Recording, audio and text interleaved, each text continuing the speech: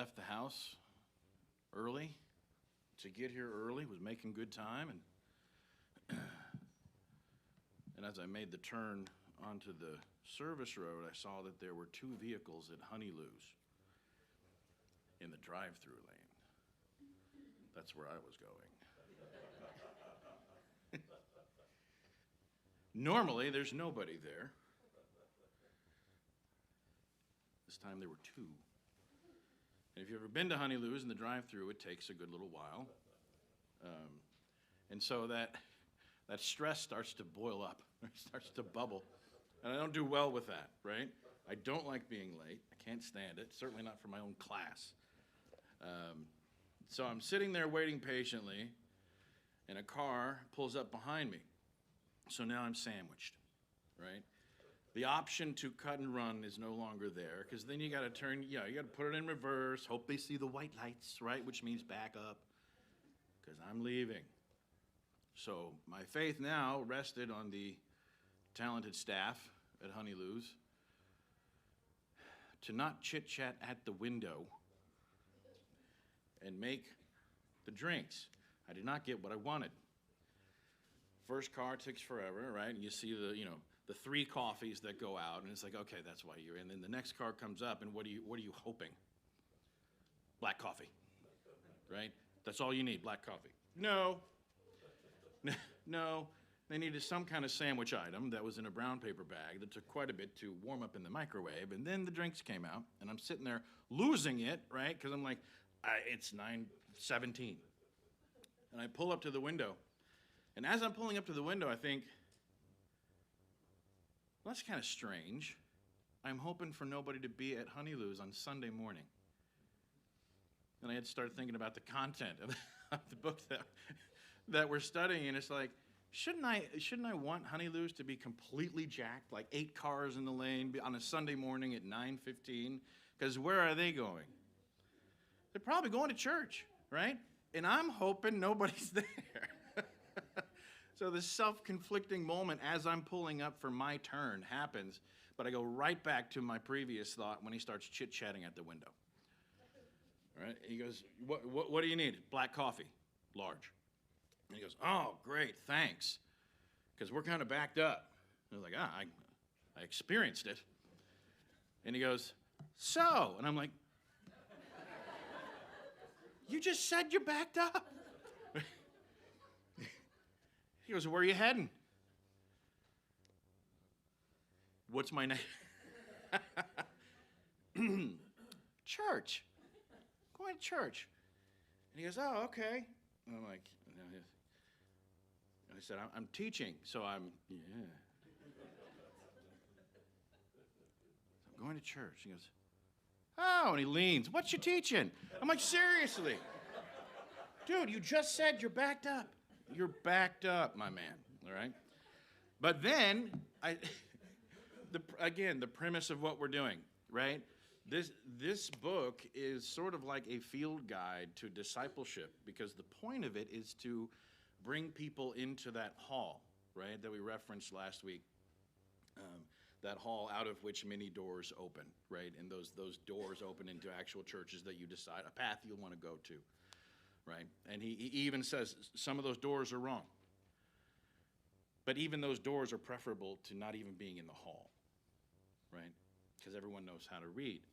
And so when he asked me what I was teaching, I thought, okay, coffee, plant a seed, right? Coffee, plant a seed.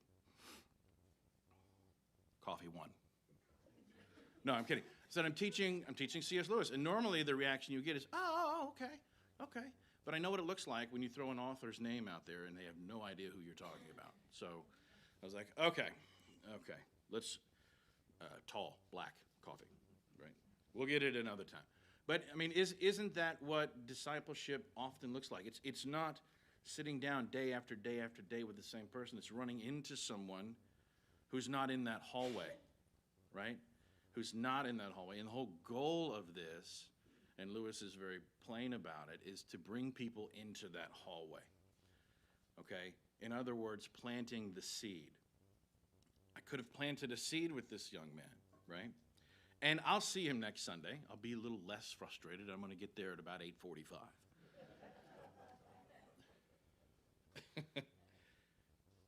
But how often does the Ethiopian eunuch happen? Where in the moment of the meeting, a couple hours later, there's a baptism. How often does that happen? Not very often. It's never happened to me. It's never been my, it's never been my terrestrial job to be in ministry. But isn't that what we're all called to be everywhere we go? It has never happened to me. Okay. Normally, it's planting that seed, and in situations where you can get into a discussion where you can settle into your coffee together, right, and really dig in, those conversations oftentimes happen out of nowhere. And where do you go, right? Last week, any questions about last week's class? Any comments? Any points of clarification that you need me to make, or anything? Comments? No? Okay. Arguments. Who loves them?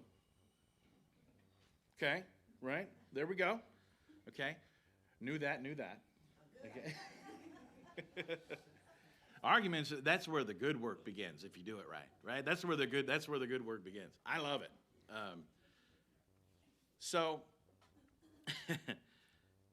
this morning, as I'm, getting ready and sort of going over things, the boys were eating breakfast, and I told them, when I went to get my coffee, I was grabbing that, and as a passing comment, when you are done, go brush your teeth. Nothing else. There's nothing else should happen between you finishing and you brushing. That's it, right? Because I'm leaving. Mommy's got to handle this by herself, okay? So brush, eat, brush. They finish eating, and I hear from the bathroom, but you went first last time.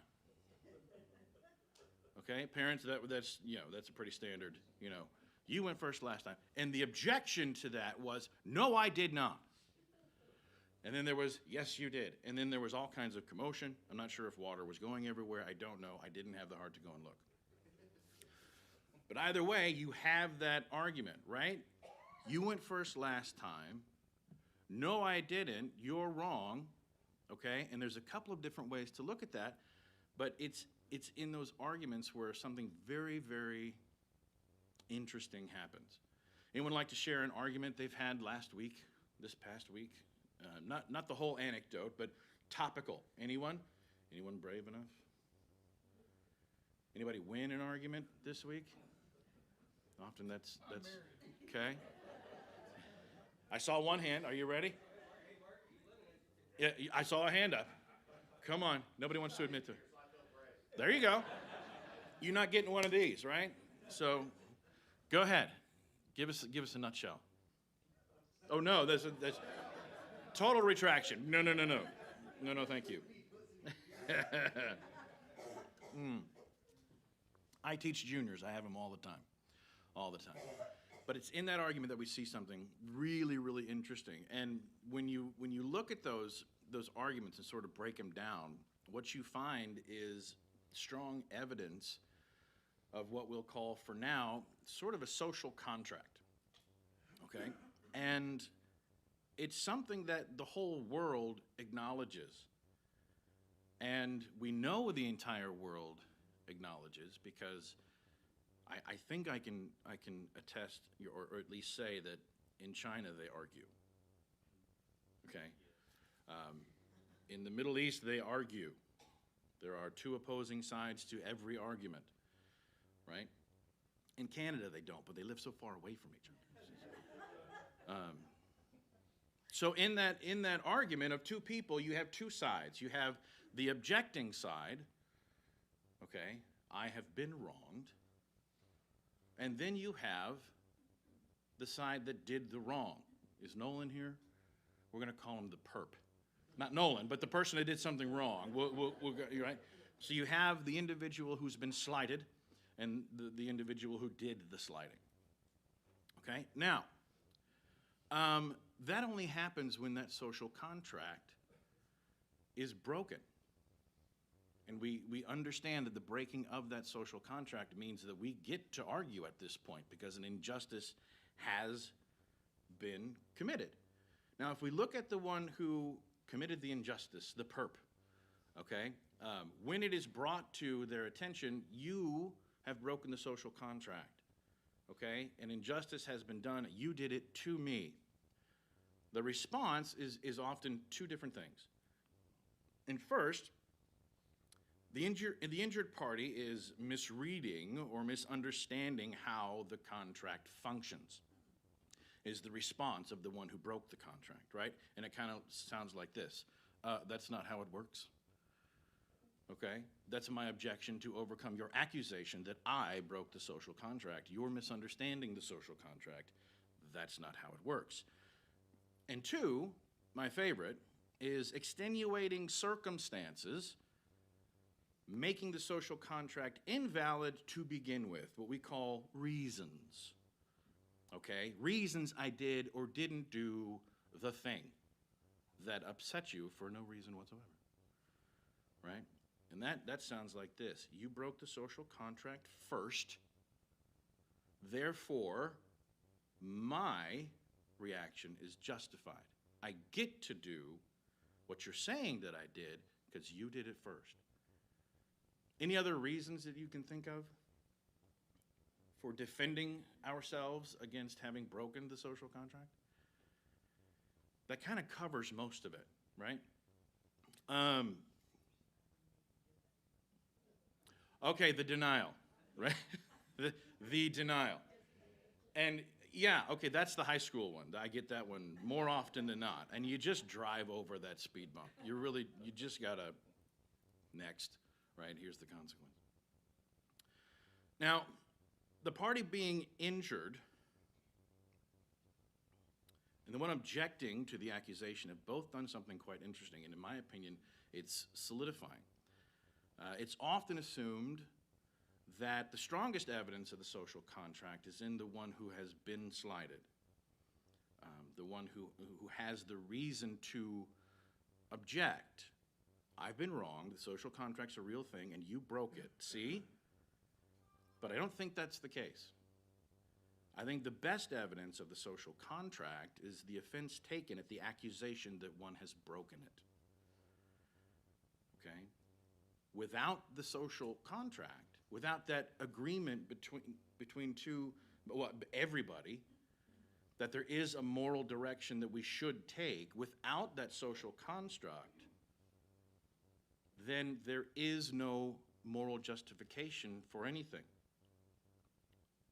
Okay? Without the social contract, no defense is even possible or needed. Okay? But oftentimes, the more visceral of the two reactions is the one who's defending what they've done. Okay? The accusation itself is offensive enough and gives us evidence of what we all sort of have internally.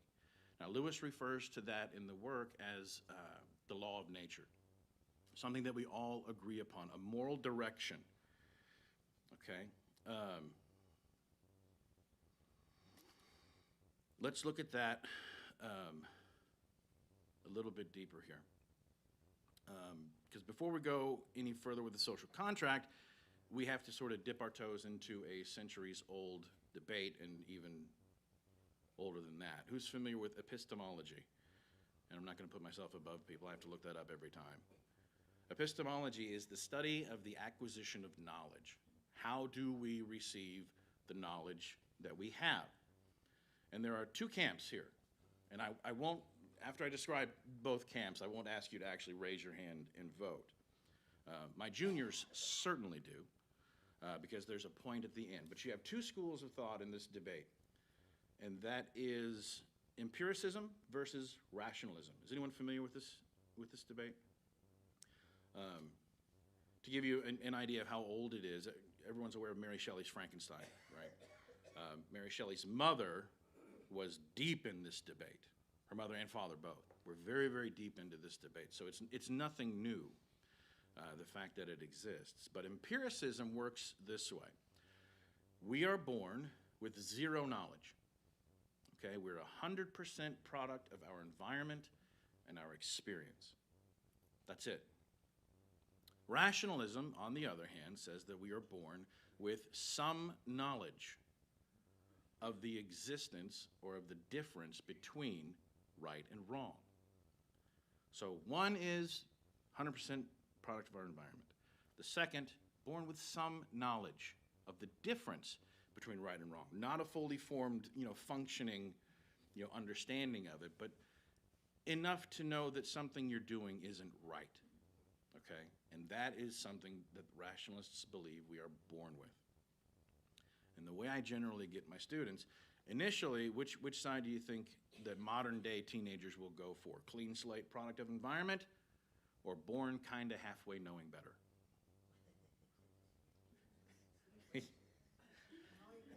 Empiricism, right? Immediately, like 10 out of 15. Oh, certainly, okay? That's because it's a wonderful way of saying, well, it's not really my fault, right? It's where I was born and raised in my experience. A couple will raise their hand for rationalism.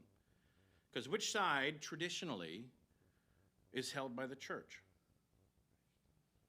Rationalism. Now, can you be an empiricist and a Christian?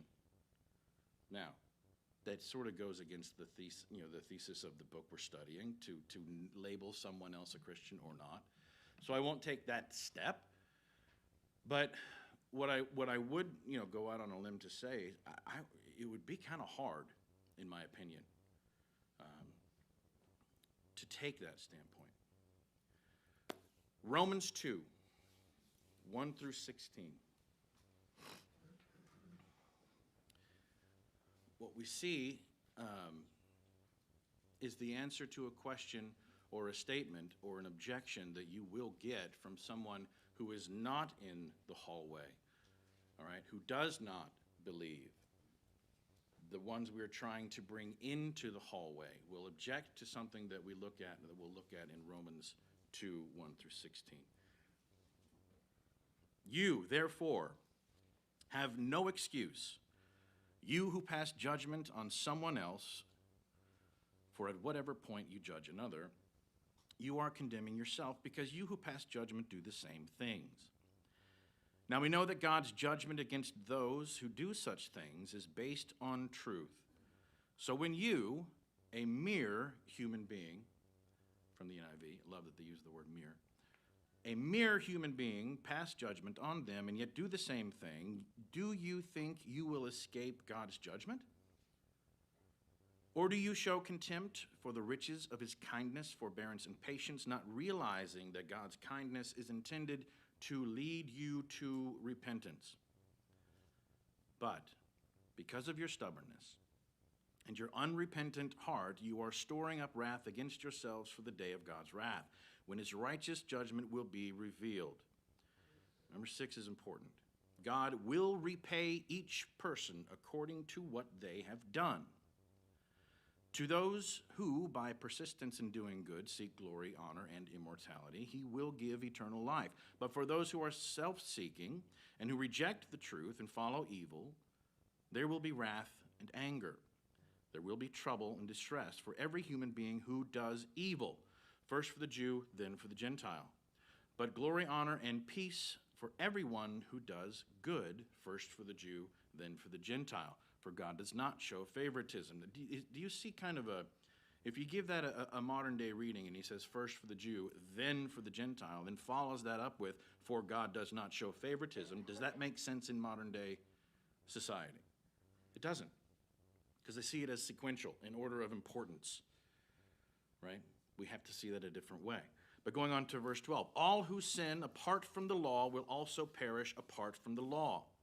And all who sin under the law will be judged by the law.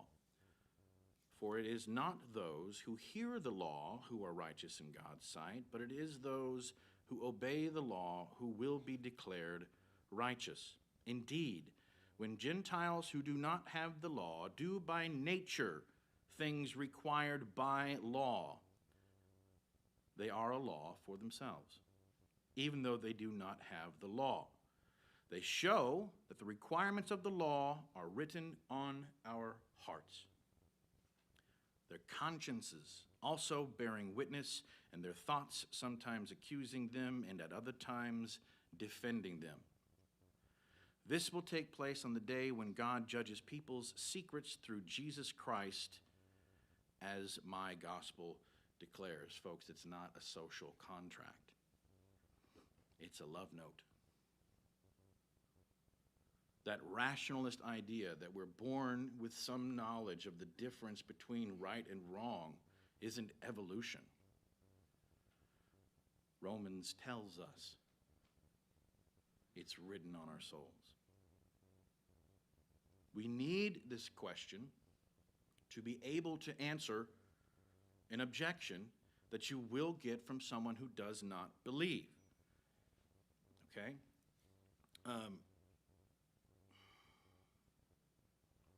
What about those who never hear the gospel? Did anybody ever wrestle with this growing up? Maybe even wrestle with it now? What about those who never hear the gospel? Are they going to hell? And that is the objection that you will get from someone who does not believe. Your God sends people to hell who've never even heard the word. How do you overcome that? Romans gives us that answer. Those who have never heard the word still have what? A conscience. A conscience. C.S. Lewis handles this in another story. How many of you are familiar with Narnia? What a great, so many hands. That's just,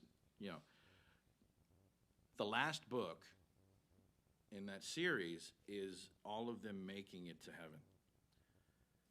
And it's the final battle, right? Everyone on the Narnia side of the battle, on Aslan's side of the battle, they make it. They're there. They're in heaven. And the call is further in and further up, because the ground isn't comfortable yet. It's just terrific imagery. They get up there, and once they start getting comfortable, they start looking around, and there's a soldier from the other side standing there. Is there an objection? Yeah. What's he doing here? He didn't know you. And that's kind of the point.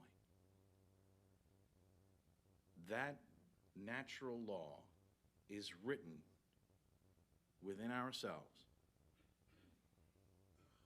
by God the Father. Merry Christmas. My goodness. I was in San Antonio on some professional development that I don't remember. Fellow teachers will understand. The only thing I took away from it is the story I'm about to tell you. But we were there for 3 days.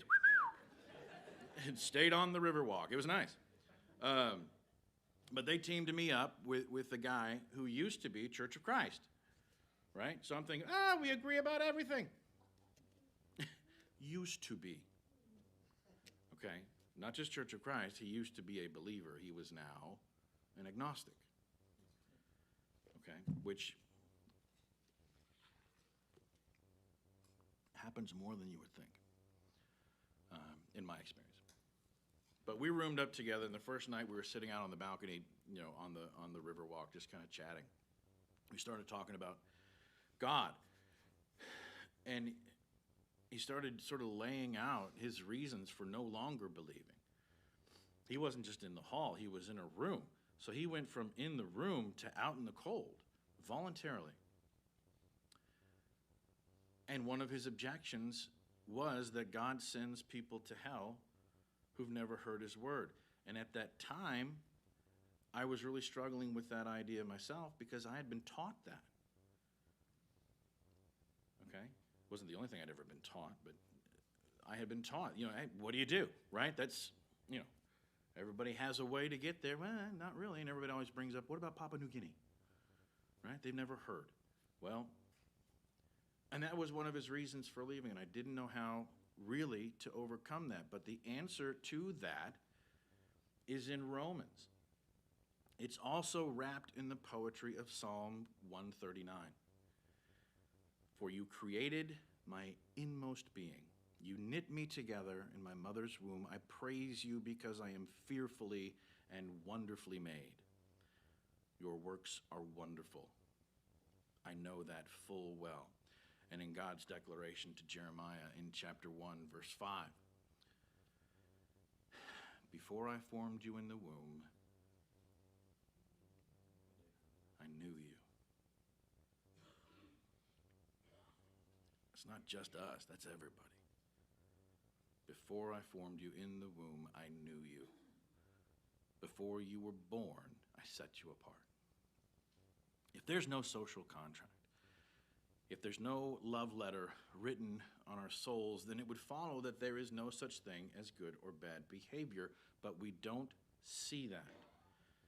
The impetus of those arguments is that you've gone back on something that you should know not to go back on. Okay? I didn't specifically teach, Reese and Briggs that someone goes first and brushes their teeth, right? My beautiful wife, I'm sure did, right? But even if that teaching doesn't happen, look at toddlers in the nursery. If they have a toy in their hand and you take it away, what happens? It's not going to be good, okay? They're not going to be able to say, "You have done me a disservice, sir." Right? You have broken the social contract. No, you get the emotional, visceral reaction, which is, "Wah!" Right? There's a reason for that. It develops over time, right? But you can see that. You can see it in the fact that the observable world gives us clues. He's there.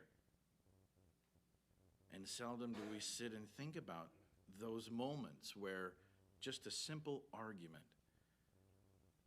gives us evidence of the existence, not just of the social contract or the natural law, but the author of the contract. What a wonderful thing.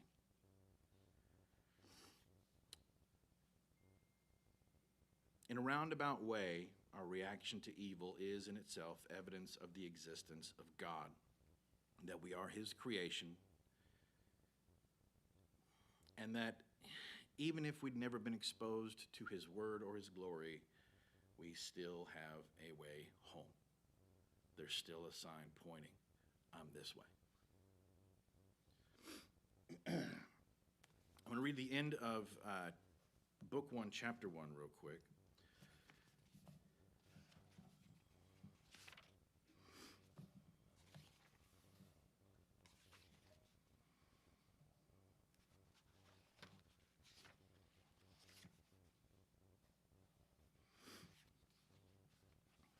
No, I'm not.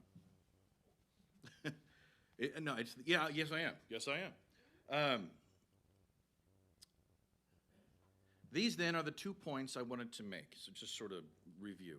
The 2 points I wanted to make. First, that human beings all over the earth have this curious idea that they ought to behave in a certain way and cannot really get rid of it. Secondly, that they do not, in fact, behave in that way. They know the law of nature, and they break it. These 2 facts are the foundation of all clear thinking about ourselves and the universe in which we live. We know the laws of nature. Whether they've been taught to us in the nursery or not, we know them. We feel them. Isn't it interesting that we don't obey them? Anybody, never broken the law of nature or the social contract? Please raise your hand loud and proud. Oh, sorry. Anybody ever broken the law of nature, social contract with someone? Yes. Okay. All right. See, this is what class participation looks like. It's amazing. The things that we can sit with and find God in if we have the time.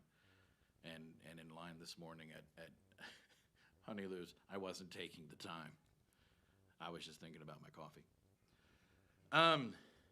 Getting into my favorite part of each chapter, if you've read the book and are following along, Lewis will lay out his analysis. And then when he's done, he'll list objections that you might receive to his analysis, right? And in my opinion, that is to me, that's one of the most useful parts of his book, is how do I overcome, right, objections that I might get with someone that I am trying to share the word with, right, which again is the point of this, right, bringing people into the hallway. The easiest objection comes before the objections portion of the chapter, and it's simply that someone may say that he does not recognize the social contract anyway. You ever run into this person? Okay, I don't recognize your opinion of how I should be morally. It doesn't matter to me. Okay, this is not really. I mean, 99 times out of 100, it's a lie. And the one time that it's not, you're dealing with a sociopath, and they can't help it. Okay, and they need help. Okay, and this can be proven if you're around the very next time that individual is slighted. Okay, I don't have to obey your idea of I can steal from you if I want. Yes, I took your shoes. So what? Take his shoes and see what happens. Okay, I'm going to ignore this part, the one that says that I should behave such and such and such and such a way, but if that's done to me, you are in for an objection. Okay, so that kind of an objection is simple lip service, and it doesn't really need much of our time once you understand that, okay, you're just saying that. That was an interesting one in the chapter. The second one that I want to get into, another objection that will absolutely come up, is a variation of the social contract or the laws of nature, or the moral compass, as I like to refer to it as well, is a variation of the herd instinct explanation to the idea of the social contract. Have you ever heard this one? Well, we do what we do because it's leftover. It's herd instinct, right? It's not that any love note is written on our souls. It has nothing to do with that. It's just herd instinct. You can see it in the animal kingdom, right? And here's the thing about many of those objections. Scripture's not going to work. I feel uncomfortable just saying that, putting those words together, that Scripture doesn't work. But if someone is saying, I don't believe in that book that you're teaching from, it doesn't do much good functionally to say, yeah, but this book says it's true. Okay? I love Crime and Punishment, but there are plenty of people who disagree, with things that I agree with about the book. But I can't reference the book and say, but the book says right here. It does not serve them. So overcoming the objection of, well, it's just a herd instinct, we have to go outside of Scripture and what they're looking at, meet them where they are to find where they're going. And if we walk with them for a minute, then maybe they'll walk with us when we make slight turns to a different direction. And the idea that it is herd instinct is interesting. A secular person's answer to the social contract compass as evidence of the existence of God seems flippant, but can be diffusing. You've got to be ready. The moral compass is simply the development of the herd instinct over thousands of years. We had to work together as a team for survival for eons, right? So the social contract is just traces of a leftover necessity that we call the herd instinct. Lewis handles this really interestingly because he immediately gives credit to the objection, okay, which is sort of contrary to someone who's trying to win an argument. But if you're trying to win the debate, if you're trying to win the argument, who's between you and your opponent? You are. I am, right? If my only goal in this is to beat you in this debate and show how you're wrong, then God's not going to get through me, right? Because I'm standing in his way. So Lewis offers some credit, okay? And he compliments the observation. Says it's a decent point, with roots in animal behavior that we can observe today. When a herd faces a crisis, the individual animals have a decision to make between two options. One, and these are instincts, right? A desire to give help, okay? Herd integrity is where that comes from. And two, a desire to keep out of danger, herd instinct of self-preservation. Two of those decisions must be made. One of those two decisions has to be made in the animal kingdom. Am I going to help? Or am I going to save myself? And it's an argument of it's a functional argument. Am I likely to survive helping? The answer is no. I'm out. Okay, that doesn't extend to mama bear and cub, right? We know that there are exceptions to that. And Lewis says, yes, you see that in the animal kingdom as a herd instinct. Do we have the same two choices to make when we are in crisis? And the answer is yes. We have two choices to make as well. Desire to give help. How many of you roll by an accident and there's a part of you that really wants to stop and help? Okay?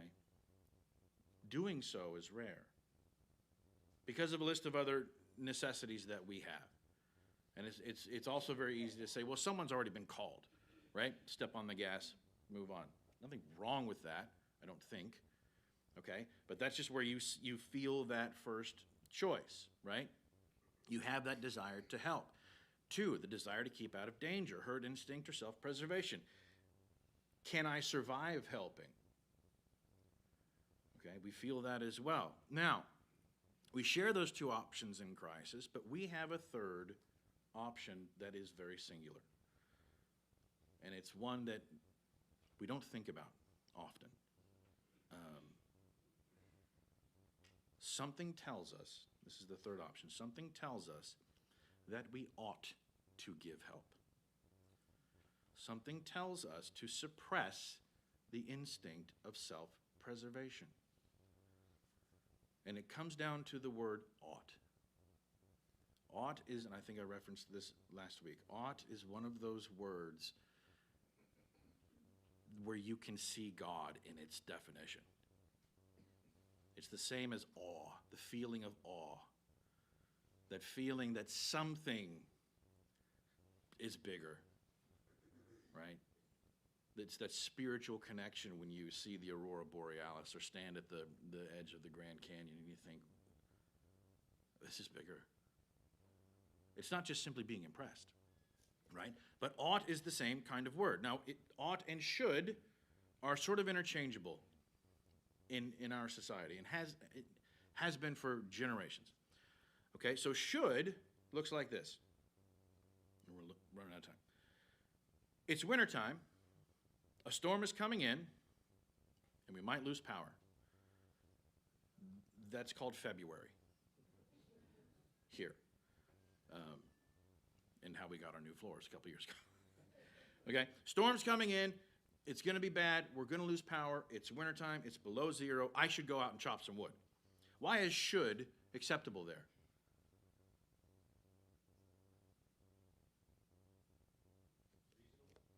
Okay, it's reasonable. Okay, it's reasonable. There's a need, and where does the need reside? Within my family. Okay, I don't want my family to get cold. Okay, a few Februarys ago, I had to do that very thing. I'm chopping wood on the back, frozen logs, which is not fun. Okay, that should. Okay, I should go chop wood because the storm's coming in. We might lose power. Ought looks like this. It's wintertime. A storm is coming in, and we might lose power. I ought to get Miss Charlotte some firewood who lives across the street.